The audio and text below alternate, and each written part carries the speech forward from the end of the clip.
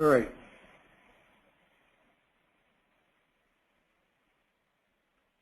I think I've got everything set okay. This is Jeff Scott, and welcome to this weekend's Top-Down Investing HGS Review. It is, I believe, March 17th. As you can see there, happy St. Patrick's Day for my Irish friends and for the rest of us.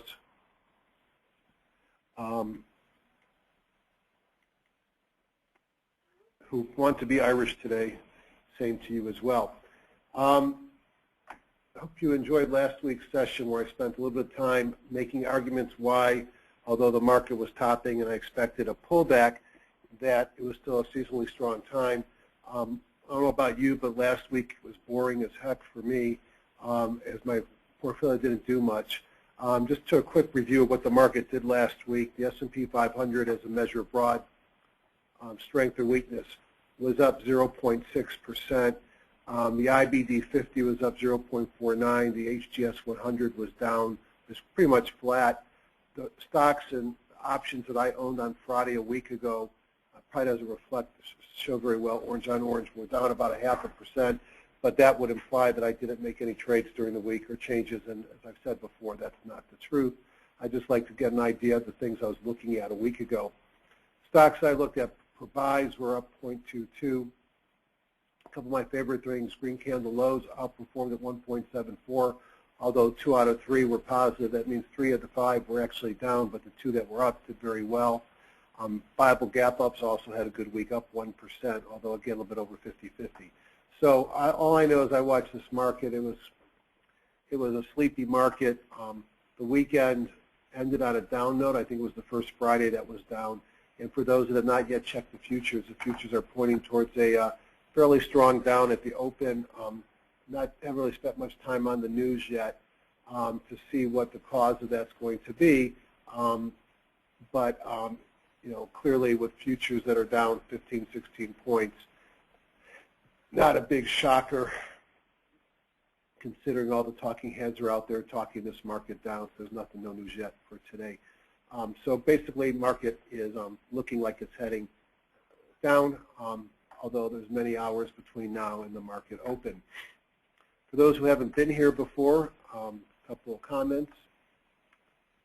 So again, welcome. Usually I go through this first, but I had that spreadsheet available, so I thought I'd look at it. Educational purposes only. This is Spirit of Education, not investment advice. I'm a doctor, not a broker. I'm not affiliated with any trading companies, any software vendors, etc. I do this for fun because it forces me to spend more time looking at the market, and anything I show you tonight are tools that I've owned and I pay for. I do use a lot of different tools. I purposely hide my desktop to avoid talking about them, but if I was limited to just a handful, it would be a real-time trading platform, either TradeStation or Thinkorswim. They both have their merits. For an analysis software, I think there's none better than HGSI, Agro Stock Investor. I like EdgeRater, and I'll show you some things I do with EdgeRater tonight. It's great for back testing as well as getting a sense of what the market is doing. And I like seasonal analysis, which I probably won't talk about this time because I spent much of last week looking at the various indices and ETF sectors, showing why, even though we might get a pullback, one might still be bullish before we get into the May sell-off. I'm also a big fan of Ian Woodward and Ron Brown, and they have a number of products, some free, such as the blog and the weekend review, which I'll show you where to find it, as well as newsletters and daily market updates. Everybody's seen this before, so I'm not going to spend much time here except to say be your own guru. Found people that you think are smart, whether it's Woodward and Brown, Elder, Van Tharp, Bigelow, Morales and Katcher, and William O'Neill are some of the influences that I've had, and develop your own trading system based upon those influences. And just to point out, when I look at things, you know, right now, the tendency of these calls are to look at longs, not shorts. As I've said before, although I will occasionally buy puts on individual stocks, I'm more comfortable buying contra ETFs when I think the market is ripe. Right now it looks bad for tomorrow, but it wouldn't shock me for it to not look as bad when the market opens, and often when the stock market opens up down hard, it trades up the rest of the day. But if I say buy, it doesn't mean I'm buying it at the open. It means, you know, like any top-down investor, I need to look at what the market's doing, what the sector is doing, and if there is confirmation on the market and the sector as the stock in the direction I want it to be, then I might look for a trigger. Typical agenda will be the things on the left, and every once in a while I touch something on the right. I'll look at my top-down review, what the market is telling me, do a couple of shortcuts that I use to help find stocks to buy or to make decisions during the market week, and we will go from there. Here's Ian and Ron on HGSI Secret Weapons, and let me just go to the website and point out a couple of things. www.highgrowthstock.com, and again, I do this non-sponsored, and I don't have any stake in ownership there, but it's my favorite program, and I like to tell people about that. 30-day free trial without credit card, so you can do everything that I do. If you've downloaded the program, make sure you go to Support, Learning Center, scan to over here and look for add-ons, and I believe, and there are new add-ons that in fact, I haven't even put these on yet, so let me save these to my desktop. So I'm going to save to my desktop the 3 add-ons, and then when I get done with this program tonight, I'm going to go ahead and I'm going to do my updates. Now, they're pretty much explanatory what they do, so if you're looking at this after you've done the updates, things may be a little different, and I do believe they put my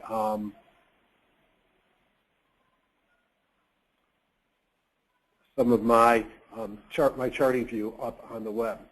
So back to the home page. Let me click here.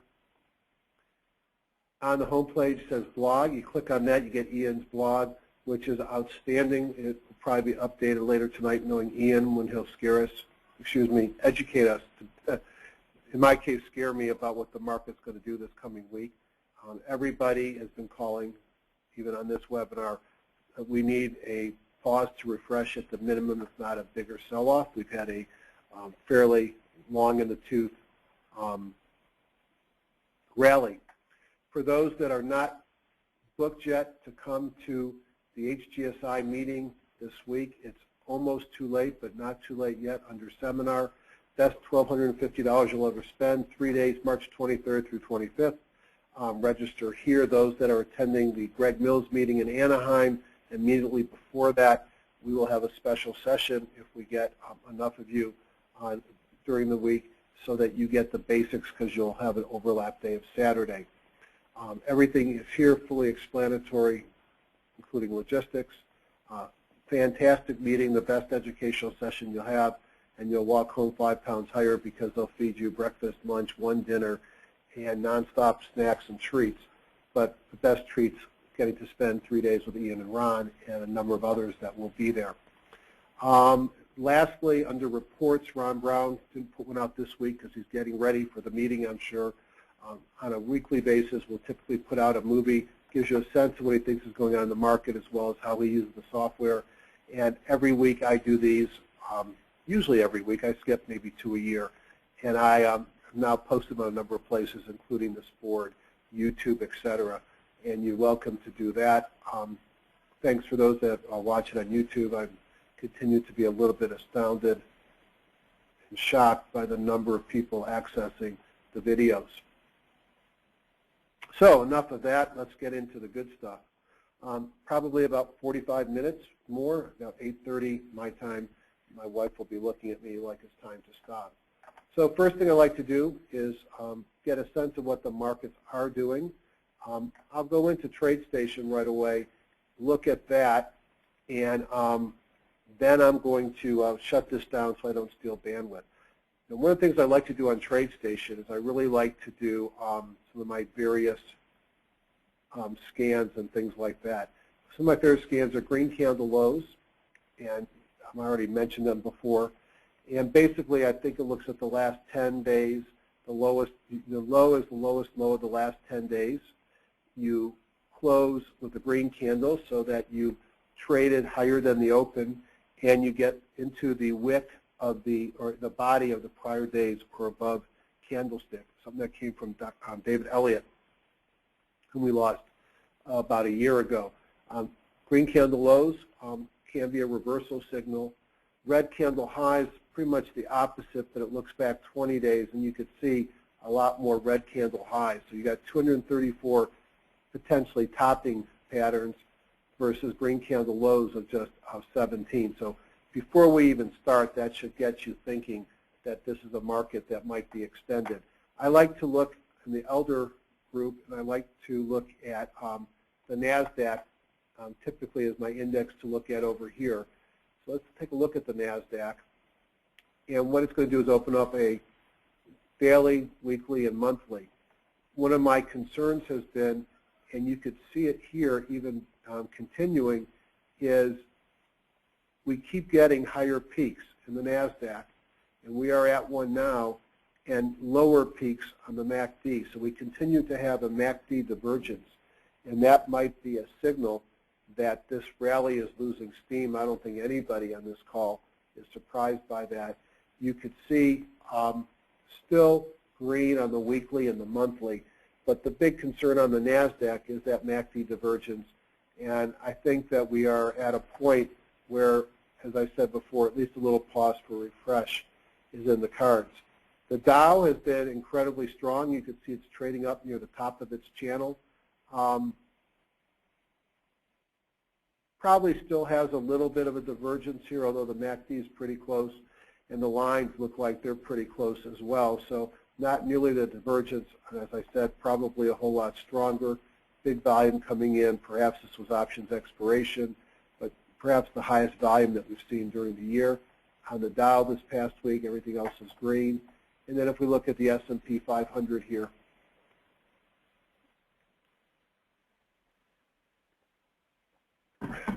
again, like the Dow looks stronger than the NASDAQ up the top of channel. It too has turned blue, green on the weekly and the monthly. And you know, if you look at where we were back here, we've moved much higher, yet the MACD continues to show some divergence. So I still think we see some gross, high-level picture-looking divergence on the MACD, and no shocker to me based upon a number of reasons, including season that we have a market that is futures look pretty weak. So let's shut this down for now, and let's go into my favorite program.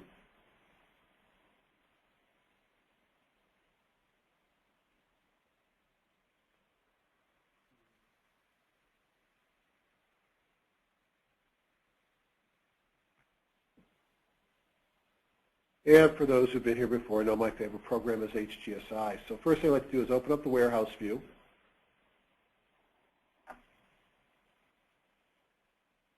There we go.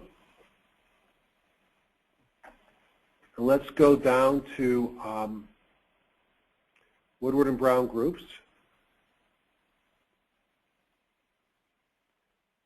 Now again, I haven't updated these yet. Here's Major Markets Plus. Let's look at top-down investing. So for those who've been here before, know I'm looking at either ETFs or indices, giving me a picture of the market. I'm using a view, which combines a filter, which will identify these trading instruments, and then a combo rank, which is looking at 1, 5, and say 15 days of technicals, volume and price only, as well as accumulation and distribution, and is telling me where the strength of the market is. Now, if I click on raw combo, based upon this filter and combo rank, the strength is utilities and small caps, transports, and commodities. That's kind of a funny bunch. And also, I thought was interesting is dollar is sitting on the bottom with the NASDAQ 100, NASDAQ composite. Sort of fits what I showed you with the S&P and the Dow, that the NASDAQ looked weaker. Reality is, we are sort of have a, it said boring market. The highest up on Friday was utilities up 0.7 and the dollar down 0.7. So it was up, actually the dollar's down 0.4. If you look at for the 5 days of the trading week, the big move was in transports up 2.1. And interestingly, to have transports up the same time as oil doesn't seem to make a whole lot of sense. And then the biggest weakness was in volatility and gasoline. If you notice that your refiners gave up something, and both Galari and I came out midweek and said it might be time to lighten up on refiners, you can see gas dropped 1.6%. So not a whole lot of movement in the market except for volatility last week, and you know that the VIX moves a little bit on the VIX is a big percentage-wise. So I always like to look at 4 or 5 of these and then a commodity. So let's start with the NYSE, which, as I've mentioned before, is one of my favorite to look at because the NYSE gives me, not only does it give me volume, it gives me a mixture of big, small, and medium-sized stocks and 4,500 or so stocks. So one could see a couple of things show here. We're still all green on my momentum indicators. For those who haven't been here before, the high jump, when it gets to the highest high that you see on the screen, it's time for a pullback, and it represents extension from the moving averages. And then I've been playing now with a directional movement, the DMI, and looking at crossovers and trying to see how they work as far as additional buy signals and sell signals. A little bit different than some of the other momentum indicators I've used. And then down here we have volume. We've got the Phoenixes and Eurekas, which is looking at the marketplace. And then we've got Kahunas. So as I look at the NYSE, as we saw before, a big volume day on Friday. But this is a day that closed down on big volume. So you have the highest volume going back 10 days. And the stock closed down for the day, or closed down compared to the prior day. So you've got a pocket pivot down, although it did close within the body of the prior day. Momentum indicators are green. You're still positive on the DMI. So as I look at this, what I really see, as we talk about every time, is, let's just stick my line on it, is you had a green candle low here, and we traded up to Thursday's high, and we were up 16.4% in 79 days. At the minimum, in my mind, we are due for a pullback down to the 50, which would be about 3% from here and really would be nothing. And a pullback down to the 200 would be about 9%. So, that 200 is going to come up as it's going to look at the most recent 200 trading days. So it's going to get higher. So an 8% correction might bring us down right to that 200-day moving average. So we've looked for pullbacks to the 50 before. We've got it. I think we're due another pullback, and I think the indices are suggesting that that pullback might be here. Then again, the world could change by the morning, so you have to wait and see. If you look at the S&P, I don't want that one yet. The S&P, look at the Russell 2000 at small caps. It looks almost identical to the NYSE.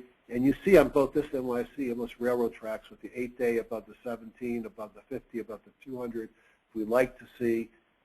Here you can clearly see that we're up near the top on the high jump bar, which is about the time you expect to see a pullback or pause to refresh. And on both of these indices, you see a doji appearing. And dojis are signs of indecisions. They can also represent, to me, a sign of a direction change. And we'll see which way they open tomorrow, but typically they trade in the direction of the open, according to one of my favorite gurus, Steve Bigelow. If I look at the S&P 500, again, same exact picture. Let's get an idea of what this thing did before it sold off on Friday. So you don't usually see the stock markets go up this much, this fast, consistently without pullbacks, and you've had little pullbacks as we've gone. And here we've got 79 period 16.4%, just like the NYSE. So we just look at a couple of these pullbacks. Pull back to here. You had 3.5% over 8 days.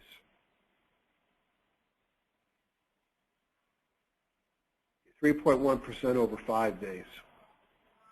Here's a bigger pullback. 8% over 19 days.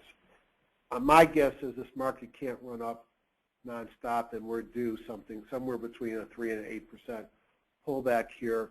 As I talked about last week, it wouldn't surprise me to see us go back, do a triple top, quadruple top, depending on what index you're looking at, and then sell off into the summertime.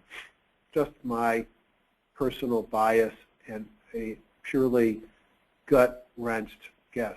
SP 1500 looks at everything, looks the same, not going to spend any time on that. And the NASDAQ we already looked at, but this should be the weakest appearing of otherwise strong things. And you can see a lot looser here, but it too is at a multi-month. This has a long way to go to ever be an all-time high, but certainly a multi-month high. And just for the sake of completeness, the NASDAQ up until the high on Friday, the open before it sold off, the NASDAQ was up 16%. So the biggest mover might have the biggest to fall. If we just look very quickly, the 50-day from here is 2.9%. The 200-day from here is about 7%. I think I have my targets. I'm expecting a 3 to 7, 3 to 8% pullback, and then a bounce at that point. So that means I'll be addressing that. I addressed them at the end of the week. I took some protection, some contra ETFs. I've got a couple puts on, but I'm probably going to start lightening up positions because I think that even more I might want to protect myself. And remember, cash is a position. Now, if I'm right and the market's going to pull back, we might be seeing volatility go up, and we're not seeing that. So going against a major pullback is, look at where the VIX is, clearly a multi-week, month low. Look at a weekly on the VIX. This is going back 2 years. I've got to change my view to look at it even longer, put this view on, and go to a weekly. This is 10. Let's just bring in more.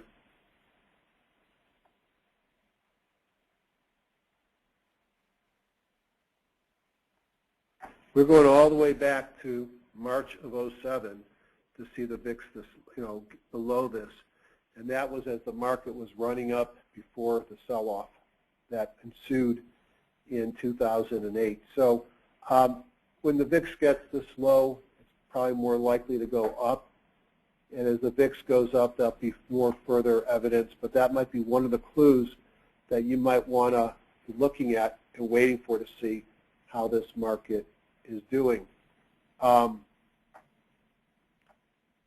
like to look at the dollar. As I've said before, the dollar has a big, tells me what to expect with my stocks. And if you think about the sell-off last year in the market was associated in the July-August time frame with a big run-up in the dollar. So let me just make this less, whoops, wrong way. And you can see the dollar had run up nicely, but it gapped down, had a doji at the 17-day moving average. I think the way this dollar handles will have a lot to do with what the market does as well.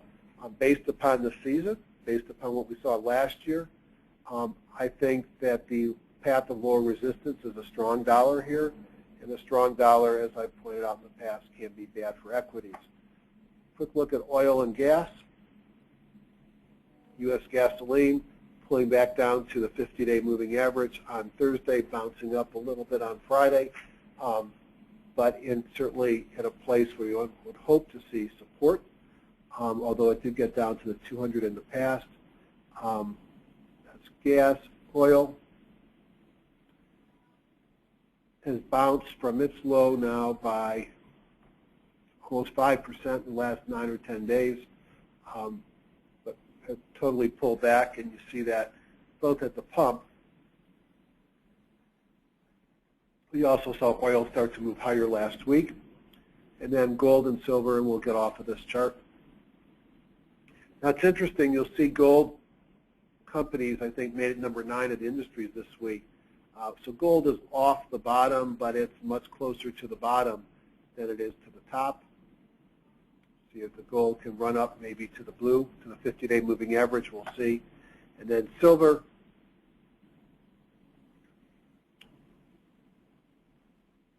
sitting near the bottom and really hasn't bounced at all. So gold, silver, gas weak, oil not too bad, dollar showing strength, and VIX down in the toilet. So again, you have to trade the market we have, not the market I think we might have or what you think you might have. The early returns for next week are bearish, and there is some fear that you hear on CNBC. Almost every talking head is calling for a pullback here, not a major pullback, and my hope is that if we get a pullback, it's 3 to 7%. We'll hopefully see it hold for a while and then start to go from there, go up. So that's the market. So top-down investors, after you look at the market, you want to look at industry. So in HGSI, they use their own category for industry groups. And there's 146 industries. And I like to look at what's moving now. So the top-down analysis is nice, but it shows me what's been working over the last 3 or 4 weeks, but I'm buying stuff tomorrow. So I want to know what's working now. So I look at the 2-day force index up. So that 146 became 58. Last week when we looked at it, it was close to 100. So we've had some drop-offs from positive force in the various groups. And you can see where the strength of the market is. And remember, force is calculated by price change times volume. And then you plot that daily. You take a 2-day force as a 2-day exponential, and a 13-day force is a 13-day exponential. So in a 2-day exponential, the one is worth more than the two, but they're both important. So you really are looking at just the last two days. Because of volume, other diversified financial are usually at the top. But I actually, when I was surprised that it was only Bank of America this time. But Bank of America, maybe it's time to be in Bank of America. Actually, it was time to be in Bank of America probably a couple of days ago. But if we look at a weekly chart of Bank of America, we see that it's just finally gotten above that 200 weekly moving average with a weekly pocket pivot. On the weekly, all my momentum indicators are green. And on the daily, what do I see? I see a pocket pivot, gap up with a pocket pivot on Friday, big volume coming in, sort of a squeeze with the 17 and the 50 haven't come together. Everything's green on the momentum indicators. And what I really liked was when I actually looked at some of the fundamentals. And let's go into MarketSmith, which people know from the past is how I like to see updated fundamentals on my stocks, especially earnings. HGSI does give me some earnings. It gives me 8 post-back quarters and 2 quarters going forward. But I've learned over the years that those 2 quarters are great to know, but the next 4, 6, or 8 are even better. So here's MarketSmith. I find this complementary to HGSI. I travel a lot, so I like to have this on my computer. Some of the ranking modules and the scanning, I believe, are stronger at HGSI. But to me, the programs are very complementary. Pull this down. And let's take a look at Bank of America. What I really like about Bank of America is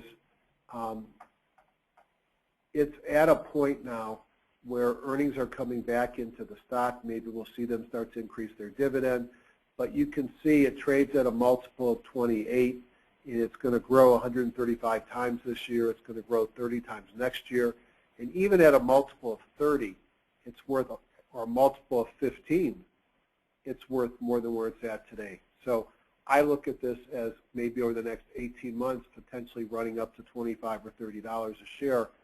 And I think I want to be on now, and this will go into one of my less active trading accounts. From a timing perspective, I would rather be buying it on a pullback, but I like the pocket pivot. Everything is green, big volume, and I believe it came up because of some of the bank reserve tests that were announced at the end of last week. So I actually like Bank of America, and it's going to go on my watch list, or I think it already is. Next group, I'm going to look at oil, gas exploration. As you can see, and this probably is meaningful, you see exploration, drilling, and equipment and services, and 3 in the top 5 stocks. Now, you notice what's not up on this list are the refiners. So within the oil patch, you might be seeing some type of a rotation out of refiners and into drillers, services, and explorers. Change index group, And there's a lot of similar looking charts here. They're not the most beautiful charts. Most of these have had some pretty substantial sell-offs. Here's Comstock, as you can see, gapped above the 200-day moving average. So kind of an interesting stock. Now, I'm an earnings junkie, and I believe that earnings ultimately propel the stock higher or lower, and that everything else that occurs will have some fine-tuning and may make a difference in a short period of time. So here's a stock that's taking off. It does have earnings coming into the stock. You could see it's as much as a $90 stock in the past before the big sell-off. It's got a market cap of less than $1 billion, so it's a relatively small company. Oil exploration and gas. So I look at a number of things here that I like. So it's a viable gap up on huge volume with the kahuna. So it got above what would have been resistance here at the 200 very nicely. Everything's green on the momentum, and it's a play that they have earnings coming in down the road. So that might be an interesting stock to look at. Let's take a look at a couple of these. Chesapeake, again, another stock. I thought last time that much of its movement was because they got rid of their CEO, which is something that you hate to see that happen when you leave as a CEO. But here's easy to see why the stock is going up in value. You see the earnings per share growth trades at a multiple of about 40. And if it actually gets these types of earnings, you'll either see major multiple contraction to keep the same price, or probably some blend of PE contraction and higher stock price. So Chesapeake, and if you look at it from a constructive or non-constructive charting perspective, I don't like the doji here, and that tells me indecision day, and we'll see what happens on Monday. But everything is green. It's above, all the major moving averages.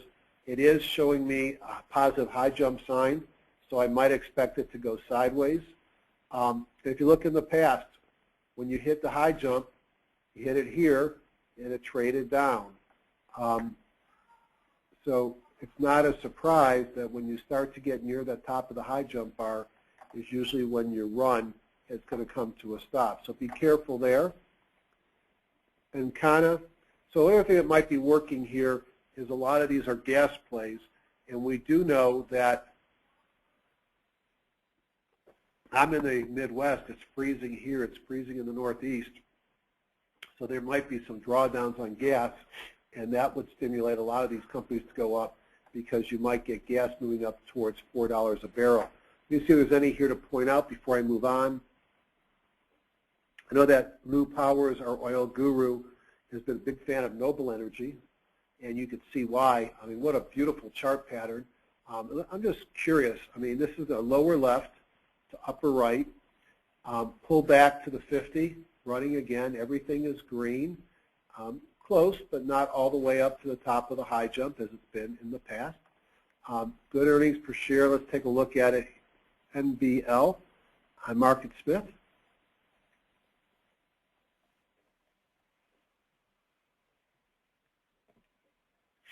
And NBL shows, you look at 24 PE, and the earnings are not quite doubling, but they're going up from 5 to over 8, so that's a 60% rise. It's a beautiful looking chart. It's a beautiful looking earnings per share story, and it's clearly, I can see why Lou likes it. It's one of the stronger looking oil and gas charts that I saw. And then, one that was a young one, which Bonanza Creek, is another one with a very strong looking chart, and it too has some good earnings, BCEI. So if you want to get into the oil and gas patch, if you're not already there, here's a couple of ones that look pretty nice. Trades at a PE of 30 with an increasing growth rate. If it hits its earnings, that puts it down at about a 15, or actually less than a 15, probably around a 13.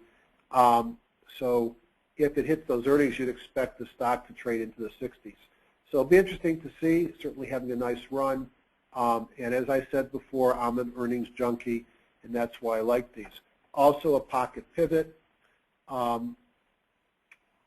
Very extended, so I might back off on this one and let it give me a pause to refresh.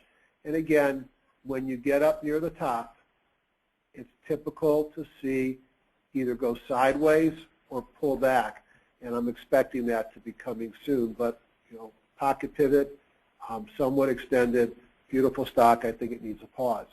So really good-looking stocks in the oil and energy producer group. Look at some of the drillers. Now, sometimes I let a trade turn into an investment, which is not something that I recommend that anybody do. And sometimes it works out to be okay. So I've got one of those in Patterson-UTI Energy, in which I had a fairly big position in an account that I didn't pay attention to for a while, which was stupid. I didn't pay enough attention because it was one of my smaller accounts. And I'm actually positive on it now, but this is a stock that is a weekly. You could see it was up in the 30s back in before the market had some weakness in the summer of 2011. So it's almost a really 2-year cup, year-and-a-half cup. Has had a nice move up the right side, weekly pocket pivot there. I don't love in this group the earnings per share growth. I think that is pretty consistent throughout many of them, but it's at a recent high. It's had a very nice run up, getting close to the top. You see it hit the top here, it pulled back. Didn't mean it didn't continue to go higher, but it's usually a sign of pulling back, and you could see it's running up at 17-day moving average. Top one on the list was Noble Corporation. Let's look at a couple of these very quickly. And this is typical of this group, deep pullbacks, but started moving of late. This one actually makes money. And let's take a look where its PE trades at a multiple of 18, and it's got a growth rate of about 38.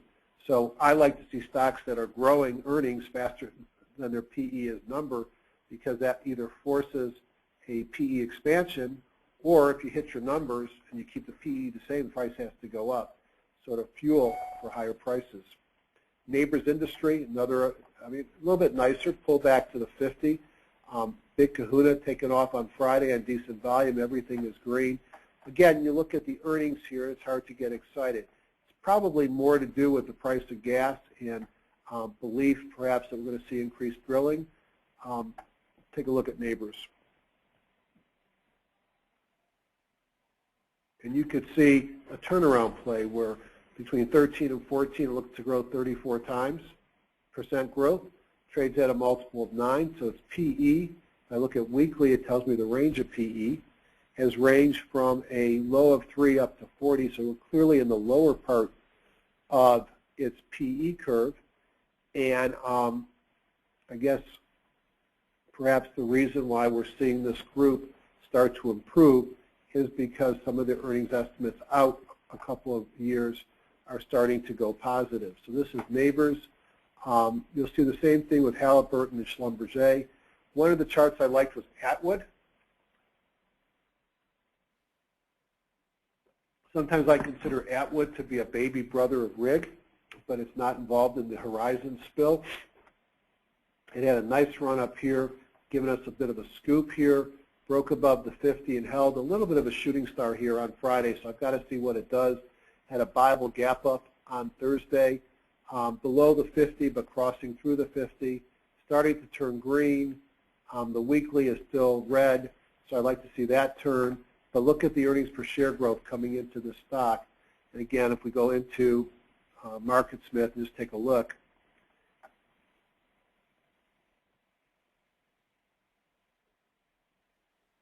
and you could see 24% growth, 2014 earnings of $6.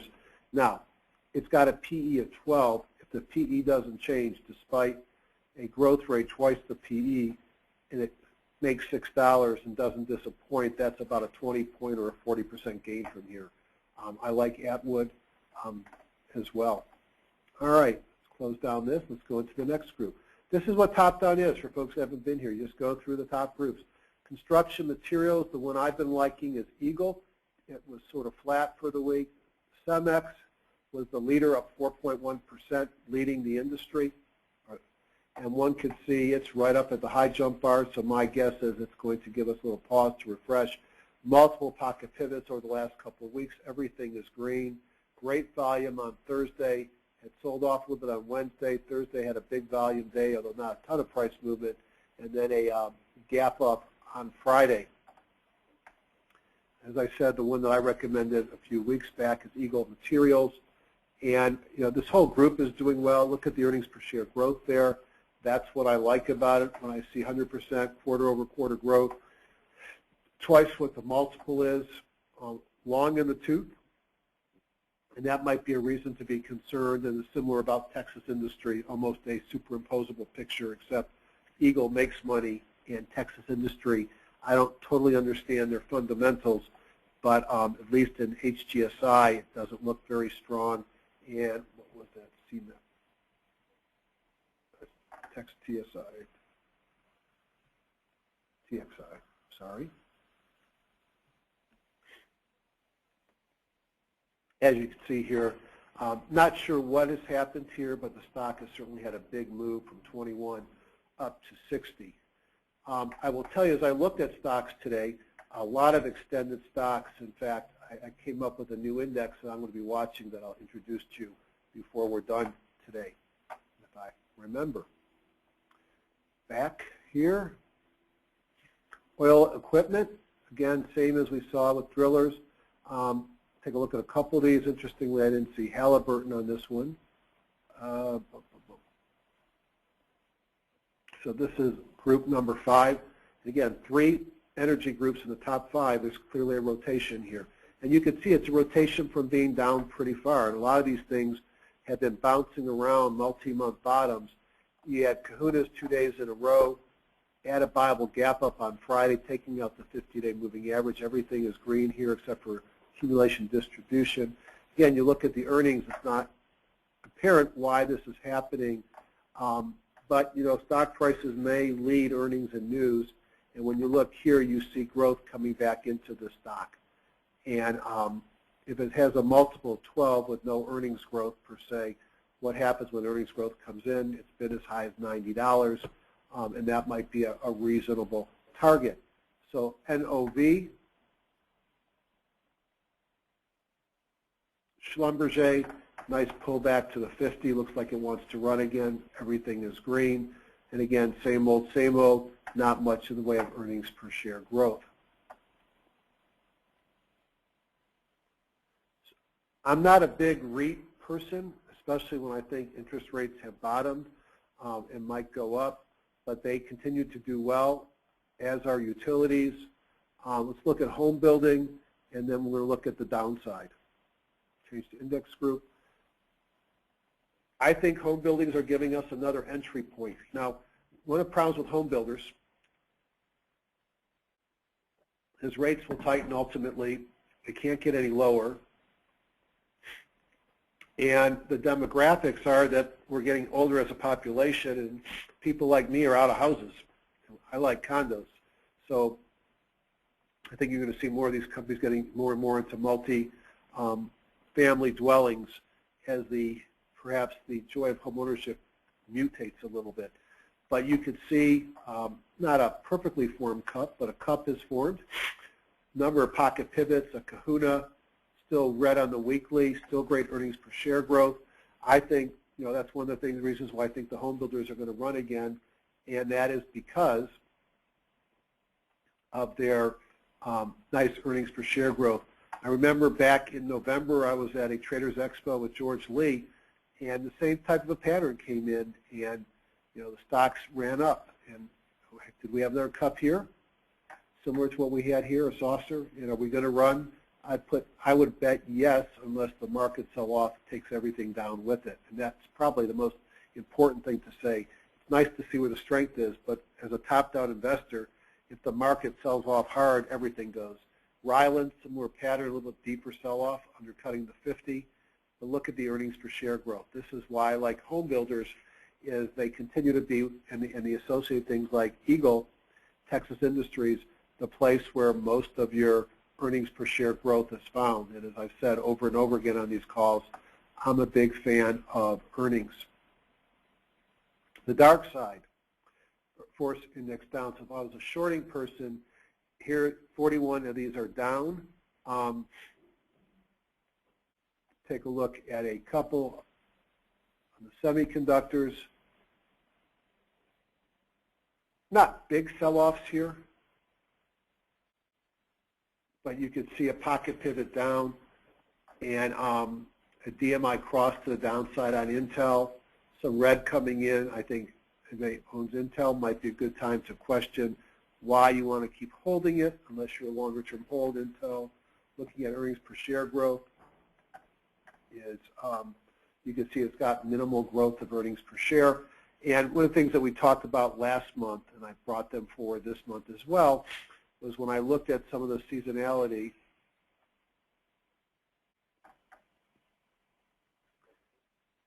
See if I can find some. Technology had a dip coming before it runs up in April. And so perhaps this is the dip. Now, you also remember from last time, almost all of the sectors were at the top of their channel, except even technology's channel is down. So seeing pullbacks down to the bottom of the channel before the next rally would not be a big surprise. I think I know why the markets are selling off so hard, and it's probably related to the bank bailout of Cyprus. But it's only like 8 billion euros, I think. It's not a big deal. So hopefully it's more emotion, and maybe we'll see the euro improve and the markets improve overnight. So technology, a weak place. Not going to spend much time here. It's already 826. And you can see pharmaceuticals have pulled back, as have biotech. So maybe a little bit of a rotation into energy and away of some of the recent leaders in the pharma, biotech, and some of the others, and the refiners. Just look at a couple of these. I've trimmed my positions in these a lot. Oops, go back. One of the first rules of HGSI is you have to highlight before you do the right-click change index group. And you know, everything on the forces have turned red pretty much on these groups. And you can see Delk going sideways, pocket pivot down, earnings per share growth still positive but falling back. Kinder Morgan breaking below the 50, probably runs down to the 200. Northern Tier Energy, this is the one that pays a massive dividend, now it's 17.5%, but it doesn't do you any good. If it gets down to 28, you've lost 7%. And your stock price, if it gets, you know, if it doesn't hold at the 50, that would be an ugly thing. But you know, you might want to see what it does at the 50, because it does have a pretty sweet, as my younger friends use word, dividend. Tesoro pulled back to the 17, still with a positive DMI cross, maybe a little bit of strength there. You see the earnings expected next quarter there. Holly Frontier pulled back down to the 50, might be a natural place to see it bounce from. But the sector group weakness would worry me. Western refining, not quite down to the 50. Something tells me it's going to drop some more as well. Then again, you never know what's going to happen tomorrow. You know, Brent crude can go up, crack spread could increase, gas could go up, and these things could go up as well. And that's why you have to be looking at the market. Speaking of the market, to a couple other neat things. As you know, I'm a big fan of EdgeRater. And this is EdgeRater Club, and he's got some specials going on at edgerater.com. In fact, just to show you where that is.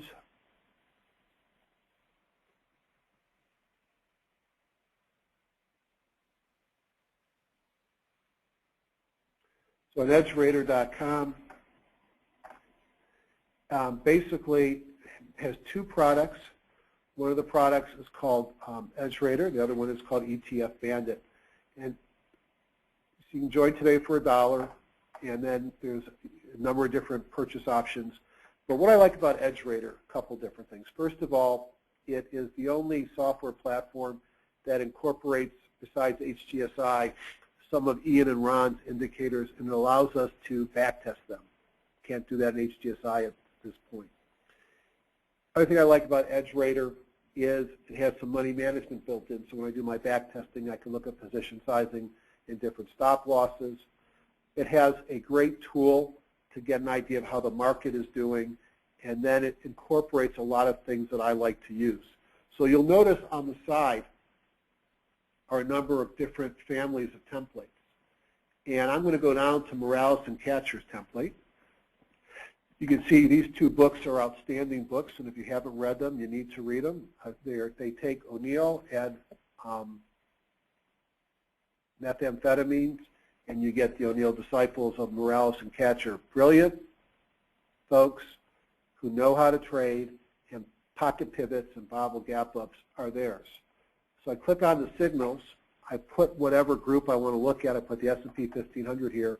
I go to Edge Club templates and I hit run.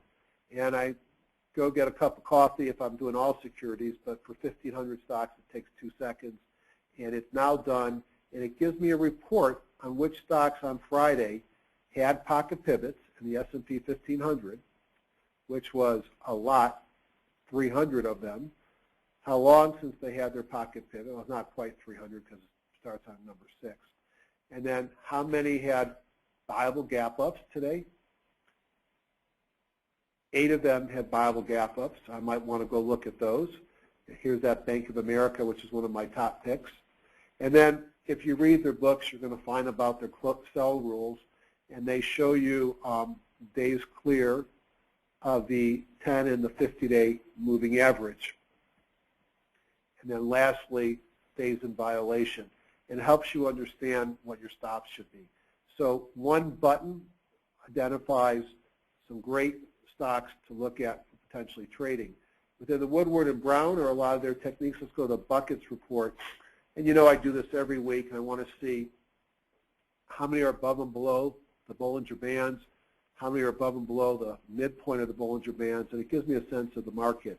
And you can see that despite the somewhat of a sell-off on Friday, mild sell-off, markets closed strong, so 83% green, about 10% above the upper Bollinger Band, clearly more stocks above the midline than below.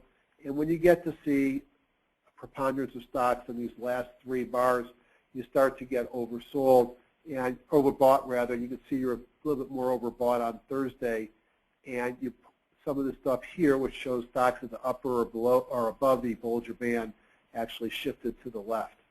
So not horribly overbought on this picture.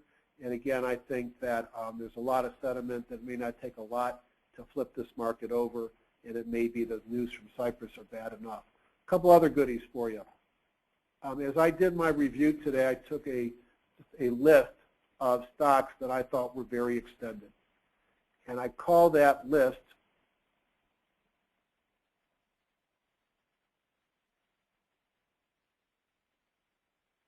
my leaders of late index. And let's put it on a scorecard view. So I came up with here 27 stocks, and I'll run through a couple of them very quickly. What I want to do is get stocks in various industries. You can see none have more than 2 in them, although there's a few constructions, but different types. And these, to me, have been leaders over the last 3 to 6 months. They all have had lower left to upper right patterns, some more pretty than others. A couple look like they might be starting to roll over. You can see a couple of Bongo Daily Reds there. Only one has a green, and that is Pulte. We already looked, has a red weekly Bongo. We already looked at that as one of the stronger looking stocks. And the concept here is simple. You find the stocks that are leading the market right now, and you place your bet. And the bet you're going to place is that when this market rolls over, these may be the first to fall, and frankly, they may fall the farthest. So not only did I take a list of stocks, I also created an index of these stocks that sits down here. So just to look at some of these very quickly, because you may have some of these in your portfolio, I hope you do, because some of these have been great winners, and a few comments. Here's Lithia Motors. On the retail auto industry, this, Penske Group, Ashbury, all have very nice runs, and you'll find all of these are going to be up near the top of the high jump. It doesn't mean they're going to fall tomorrow. It means these are stocks that are getting extended. And what Ian has taught us to do is use these as an early warning signal. Build your list of the stocks that you think are the leaders. And then when the leaders start to roll, you know the market is in trouble. Believe me, the market, these do not look bad. Maximus is a a consulting company, a technology company. Again, lower left, upper right, pocket pivot on Friday, everything's green, it makes money. Lumber liquidators got a little bit icky back at the end of February. I think it's going to come back again and revisit the 50. It's already giving a couple of narrow body days here, perhaps changing momentum, but clearly has been a leader benefiting from the housing boom. Santeris is a small drug company that recently had an approval and some great earnings, very tight until it gapped up here and running up again. Texas Industries we already looked at, lower left, upper right. It's a leader. I just think it's going to sell off. AZZ and the electrical components, don't know how to explain it except perhaps they're being pulled along with construction, but there were a large number of small and mid-sized electric companies, not utilities, but electric companies, electricians and equipment companies in my top stocks this week. Also, quite a few of the broadcast or the networks or the entertainment companies. Lionsgate was one, certainly a big run, and you can see it's been at the high jump bar, went sideways, ran back up, may pull back a little bit, but the 8-day exponential has been a great position to buy at on Lionsgate. Pulte Group we looked at already. Saucer pullback, couple of pocket pivots, a Bible gap up. My bet is it runs again unless the market horribly sells off.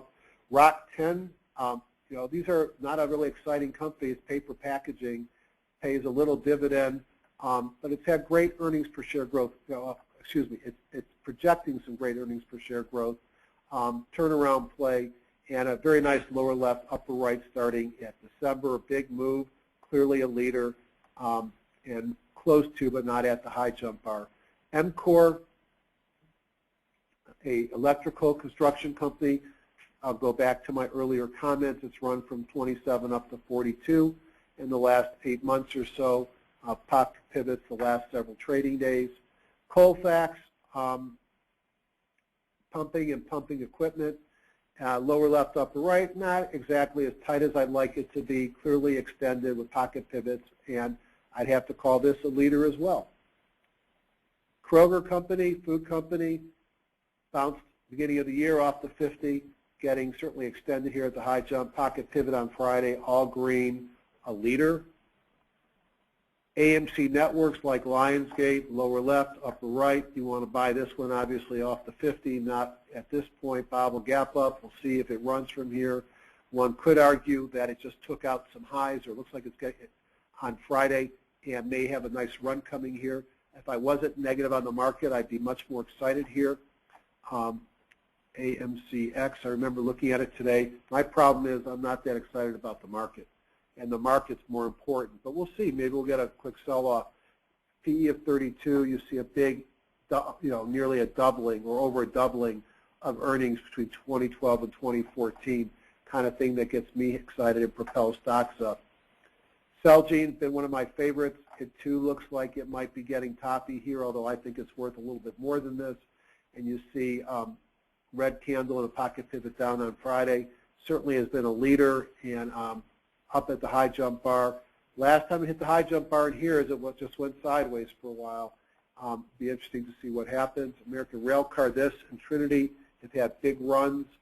Both look long in the tooth. It's had great earnings per share growth, slowing. Lower left, upper right, it's a leader. Tenet Healthcare, benefits of ACA will drive volume. It may help these hospitals make more money. Several of the hospitals made my screens this week. You can see it's got a tough quarter coming up, but still some earnings per share growth in the stock.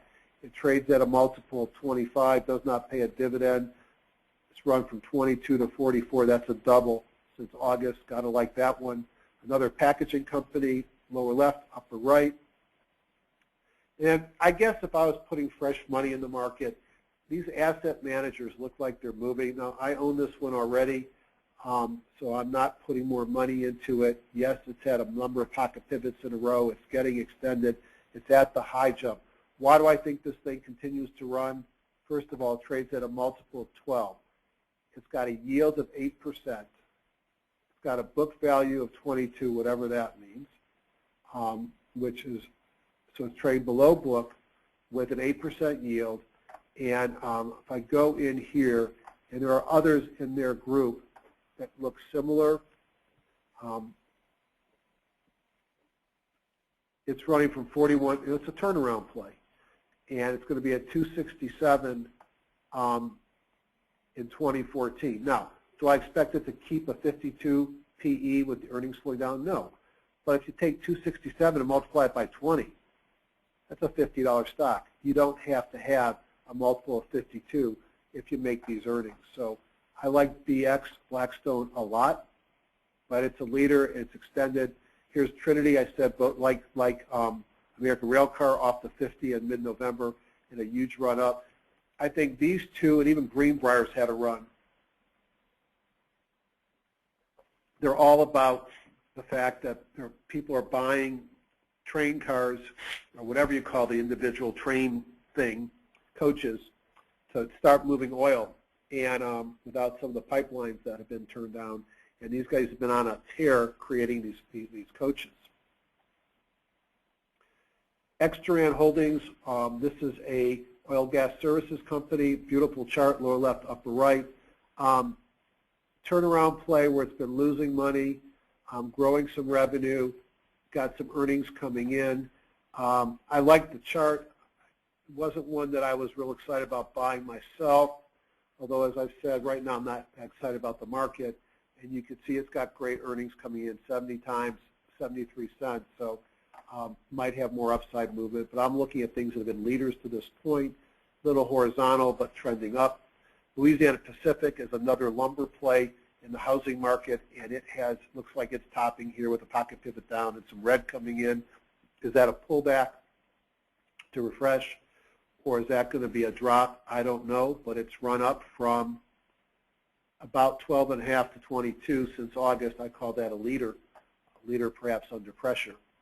Alaska Air Group, best looking chart, this in Delta perhaps of the airlines, run from 36 to 60, a leader, all green.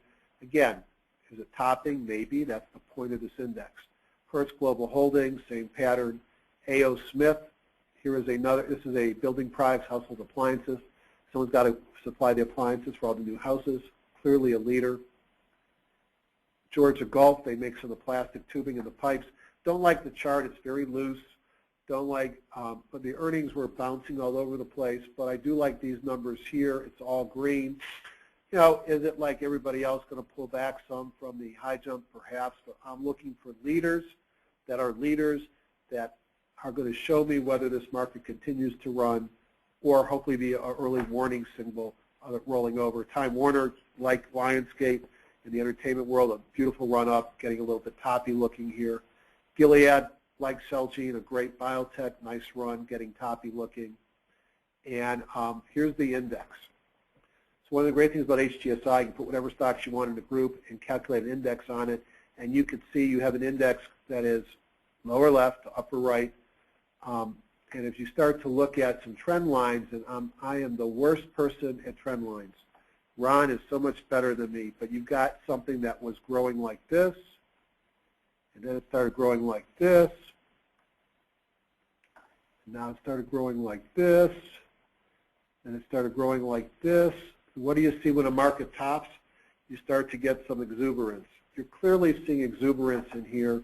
It's right up at the high jump bar. How will I know that this market is broke? When it hits the 8-day exponential, I will certainly be nervous. When it hits the 17-day, I'm ready to bail on every, I'm probably becoming defensive once it drops below the 18-day moving average.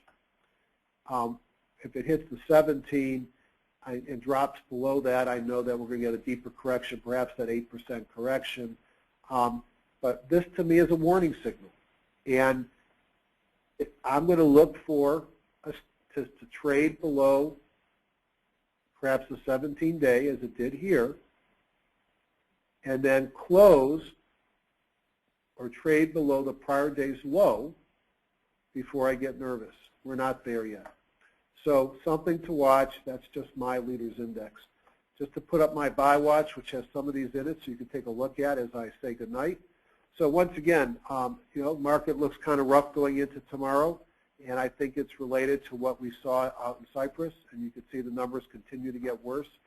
Everybody on the talking heads has basically said the same thing. We're overdue a correction, and sometimes it comes from a small little island that you never think about is what drives that correction. I think we're likely to see a couple-day sell-off, if not more.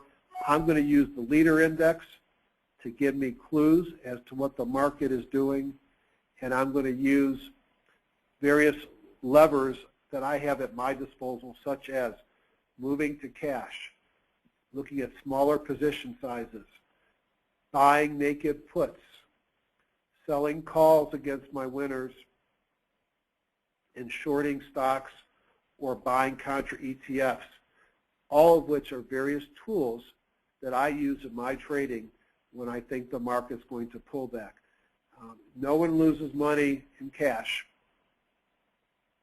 especially in a non-inflation environment. It just doesn't go up either. It doesn't pay your bills on the growth. You all have a great week trading. Next week I'll be at the HGSI meeting. I likely will not do this Sunday next week. I'll probably do something midweek when I get home. Maybe we'll set up another live one, which I'll put invites on the board, probably in partnership with HGSI. You all have a great week trading, safe week, and we'll talk to you on the other side. Thanks, everybody. Good night.